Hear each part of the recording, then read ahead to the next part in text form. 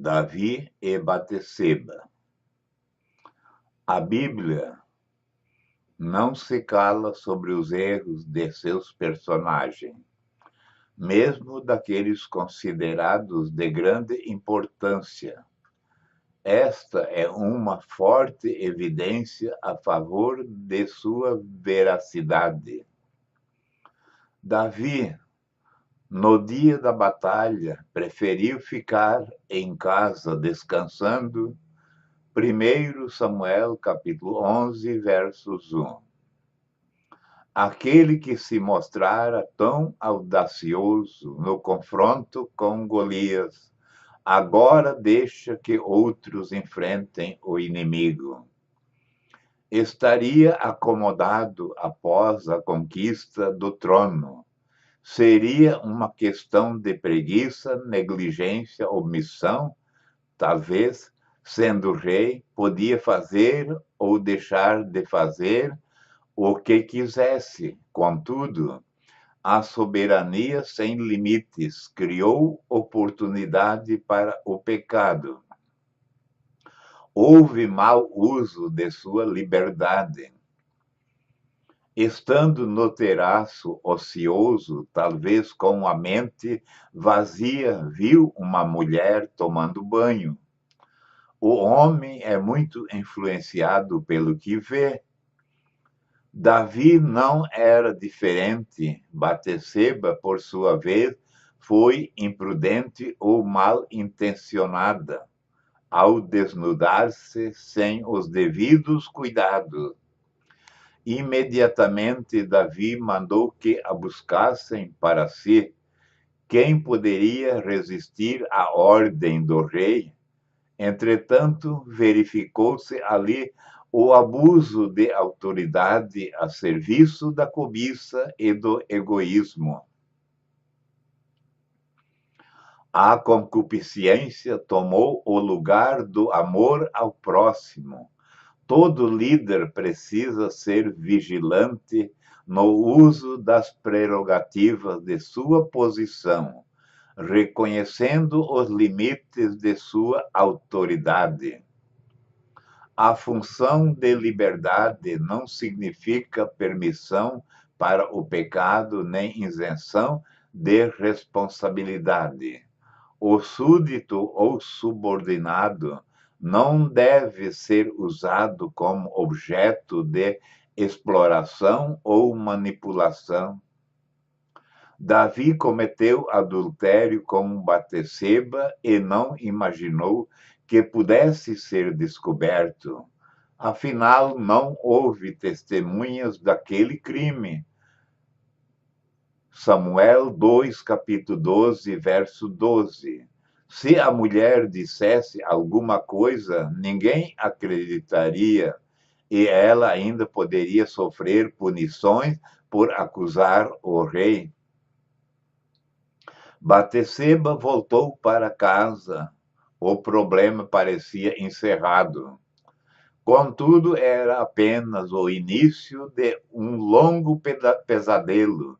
Muitos cometem atos ilícitos e pensam que tudo se encerra ao amanhecer, mas caem em laços que os prendem pelo resto da vida.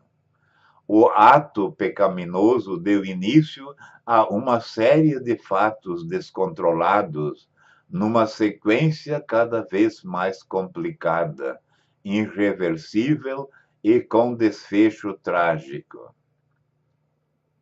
Na busca pelo prazer irresponsável, ocorreu o efeito colateral, uma gravidez indesejada. Daí em diante, o desejo de esconder o erro crescia junto com as evidências. Foi assim desde o Éden. Gênesis capítulo 3, versos 7 a 10. Davi passou a se comportar como alguém que tenta desesperadamente conter um vazamento perigoso. Todavia, cada medida piorava ainda mais a situação. Seu primeiro plano inteligente para encobrir o pecado foi trazer para casa o marido, Urias, que estava no campo de batalha. Assim todos pensariam que o filho era dele, ainda que alguns traços reais em seu rosto pudessem desmentir a opinião pública. Depois, o que seria daquele menino? Um pequeno príncipe, filho do rei, sem honra, sem palácio e sem herança. A ideia de transferência da paternidade não funcionou. O soldado recusou-se a dormir no aconchego do seu lar, enquanto seus correligionários estavam na guerra. Vemos ali um exemplo de solidariedade e renúncia. Veio então o plano B providenciar a morte do marido, e assim foi feito. Urias foi devolvido ao comandante, levando por meio de uma carta sua própria sentença de morte. A maldade do rei adquiriu requintes de crueldades. O pecado traz muitas consequências, inclusive novos pecados, talvez até mais graves para encobrir o primeiro. Um abismo chama outro abismo. Salmos 42, verso 7. O adultério traz consigo as mentiras, as farsas, o esforço pelo sigilo, e, naquele caso, produziu um homicídio. Entretanto, aquela morte foi muito bem arquitetada. Novamente, a inteligência do rei elaborou um plano astuto. Quem poderia dizer que Davi matou Urias? Afinal de contas, ele morreu em combate. Somente o general tinha conhecimento da ordem para que o soldado fosse colocado na linha de frente. A pedra lançada no lago provoca uma turbulência na superfície que se propaga em forma de ondas em todas as direções. Assim acontece com o pecado cometido. Ele traz muitas consequências, algumas imprevisíveis, com efeitos negativos diversos, afetando o pecador e os que estão à sua volta, principalmente a própria família.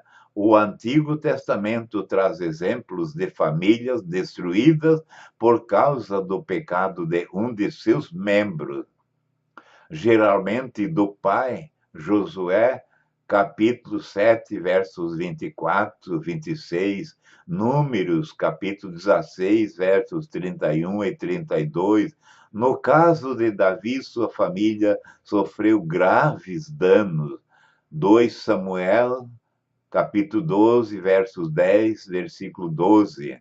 16 a 22, também foi destruído o lar de Urias. Além disso, o filho do adultério morreu poucos dias depois do seu nascimento. 2 Samuel, capítulo 12, versos 18. Notemos, portanto, a sequência de fatos: adultério, gravidez indesejada, homicídio, morte do filho. Além disso, o mau testemunho de Davi foi motivo de blasfêmias por parte dos inimigos do Senhor. Samuel 2, capítulo 12, versos 14. Motivo pelo qual o castigo precisava ser de conhecimento público. Não permita que isso aconteça em sua vida. Não entre por esse caminho maligno. O pecado tem algumas repercussões imediatas e outras a prazo. Seus efeitos afetam o passado, o presente e o futuro. Como pode afetar o que passou, desvalorizando os êxitos anteriores, derrubando o que foi construído, destruindo lares e reputações, corrompendo os conceitos que já estavam consolidados. Quanto ao futuro, as portas se fecham, as expectativas se desfazem ou ficam bastante prejudicadas. O castigo passa a ser aguardado com temor. O pecado abre feridas e deixa cicatrizes. As gerações futuras também podem ser influenciadas negativamente através de consequências naturais e espirituais. No mínimo, receberão o mau exemplo. Na pior das hipóteses, serão exterminadas, como aconteceu com muitos descendentes de Cão. Depois da morte de Urias, Davi imaginou que seu pecado estivesse seguramente encoberto. Por fim, casou-se com Batseba, que nesse tempo já estava viúva. Aí então o rei deve ter pensado que tudo estivesse regularizado. Entretanto, o casamento por si só não apaga o adultério, nem purifica pecado. É preciso arrependimento, conversão e perdão. Davi tomou muitas providências para controlar o caos que ele mesmo provocou, mas foi em vão. As soluções humanas não são suficientes para resolver problemas espirituais causados pelo pecado. A vida de Davi parecia continuar dentro da normalidade, quando o profeta Natã veio lhe fazer uma visita. Deus vê todas as coisas. Ele é testemunho e também juiz. Não existe pecado secreto. Esta coisa que Davi fez pareceu mal aos olhos do Senhor. 2 Samuel, capítulo 11, versos 27. O profeta recebe de Deus a dura incumbência de repreender o rei. O mistério profético, semelhante ao trabalho do oficial de justiça, é difícil, pois pode envolver grandes desafios e grandes riscos. O porta-voz de Deus não pode ser covarde, nem medroso. Naquele tempo, sua missão de cobrar o cumprimento da lei fazia com que ele fosse rejeitado e perseguido. Mateus capítulo 5, versos 12. Sua campanha nem sempre era desejável, contudo, seu galardão seria grande. O profeta não é superior ao rei, mas a palavra de Deus, que é o Rei dos Reis, está acima de qualquer autoridade humana. Natã foi até o palácio mostrar ao rei que a autoridade divina não pode ser desconsiderada pelo líder humano. O rei não está acima da lei divina. Chegou o momento da prestação de contas. O profeta veio trazer a acusação e a notificação da sentença, embora com oportunidade para que o réu se manifestasse. A abordagem precisava ser feita com sabedoria.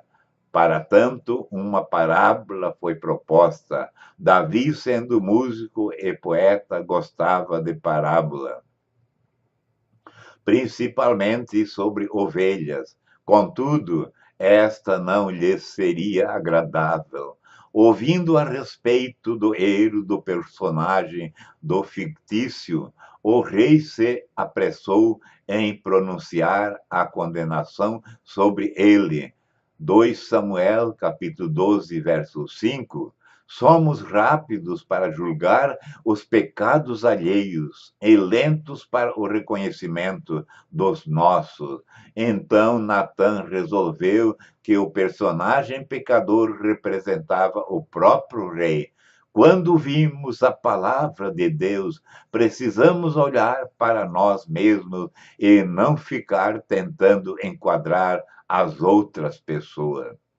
Ainda hoje, Deus envia sua palavra para mostrar o pecado, avisar sobre as consequências e oferecer misericórdia. Cabe ao pecador responder à voz de Deus e aproveitar sua oportunidade. Davi poderia mandar matar Natã, dando sequência à série de pecados que vinham sendo cometidos. Entretanto, ele escolheu aceitar a repreensão e se arrepender. Naquele momento, o rei muda a direção de sua vida, isto é, arrependimento.